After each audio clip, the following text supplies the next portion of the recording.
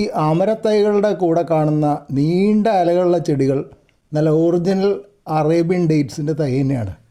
എങ്ങനെയാണത് ഇവിടെ ഉണ്ടായതെന്നല്ലേ? നമ്മളിവിടെ ഡേറ്റ്സ് വാങ്ങി കഴിക്കും, കുരു വലിച്ചെറിയും. അങ്ങനെ ഈ വലിച്ചെറിയുന്ന വേസ്റ്റ് ഇടുന്ന സ്ഥലത്ത് ധാരാളം പുല്ല് പോലെ മുളച്ച് വരണുണ്ട്. ആദ്യമൊക്കെ അത് പറിച്ച് കളയായിരുന്നു. പിന്നെ ഒരിക്കൽ ഒരു പൂഴിയുള്ള ചെടിച്ചട്ടിയിൽ ഇതേപോലെ മുളച്ച് വന്നു ഡേറ്റ്സിൻ്റെ തൈ. അത് വലിച്ചെടുത്തപ്പോൾ അതിൻ്റെ അടിയിൽ ഡേറ്റ്സിൻ്റെ കുരു കണ്ടു. അങ്ങനെയാണ് ഇത് ഡേറ്റ്സിൻ്റെ തൈയാന്ന് മനസ്സിലായത്. വേഗം പറിച്ച് കുറച്ച് ചെടിച്ചട്ടികളിൽ നട്ടു. ഇതൊരു വലിയ 23 ഇഞ്ച് ചെടിച്ചട്ടിയാണ്.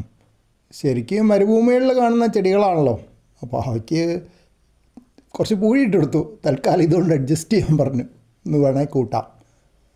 അമര നന്നായിട്ട് വളരുന്നുണ്ട്. ധാരാളം അമര മുട്ടുകൾ കണ്ടു. അതാ പടർന്നു വന്നിട്ടുണ്ട്. നല്ലൊരു പൂങ്കുലയും കാണാം. ഇതാ ഒരു പൂങ്കുല. കുറച്ച് അമരകളൊക്കെ ഉണ്ടായി ഞാൻ പറിച്ചെടുത്തിട്ടുണ്ട്. അമരക്കായകൾ ഞാൻ പറിച്ചെടുത്തിട്ടുണ്ട്. അപ്പം ഇനി ഇതിലൊരു വൈരുദ്ധ്യമുണ്ട്. അമരയും ഈന്തപ്പന തൈകളായിട്ടുള്ളൊരു വൈരുദ്ധ്യം എന്ന് പറഞ്ഞാൽ, ഈന്തപ്പന മരുഭൂമിയിൽ വെള്ളം വളരെ കുറവുള്ള സ്ഥലത്തുണ്ടാവേണ്ട ചെടിയാണ്. അതേസമയത്ത് അമര, എൻ്റെ ചെറുപ്പത്തിൽ അമ്മ പറയാറ് അമരത്തടത്തിൽ തവള കരയണം എന്നാണ് പറയുക. എന്ന് വെച്ചാൽ അമരയ്ക്ക് ധാരാളം വെള്ളം വേണം, മഴക്കാലത്താണ് നടാൻ നല്ലതെന്നൊക്കെയാണ് ഉദ്ദേശിച്ചിരുന്നതെന്ന് തോന്നുന്നുണ്ട്.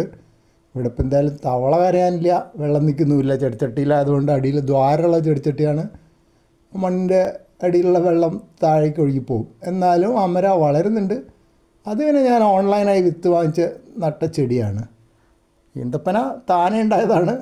ഞാൻ കുറേ ചെടിച്ചട്ടികളിൽ നട്ടിട്ടുണ്ട്, ചെറിയ ചെടിച്ചട്ടിയിലും വലുതിലൊക്കെ ആയിട്ട്.